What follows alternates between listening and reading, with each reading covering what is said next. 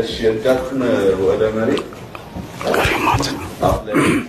እሺ ሚስቶች እንኳን ደህና መጣችሁ። እንኳን ደህና መጣችሁ። ወደ ጥያቄያችን እንግባና ሚስት እቤት ውስጥ በብዛት የሚጠፋባት ዕቃ ምንድነው ብለን የጠየቅነው? ሪሞት።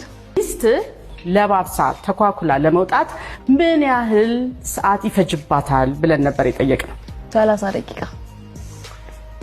ሚስት ከጋብቻ በፊት ለመጀመሪያ ጊዜ ያስተዋወቀችህ ማንን ነው ብለን ነበር የጠየቅነው? መሲ። ትንሽ ናት። ጓደኛዬ። አሁን ወደ ውጤቱ እንሄዳለን ማለት ነው። አሜን እና በለጠ 30 ነጥብ አምጥተዋል። አጫዋችና ፍቃዱ 25 ነጥብ አምጥተዋል።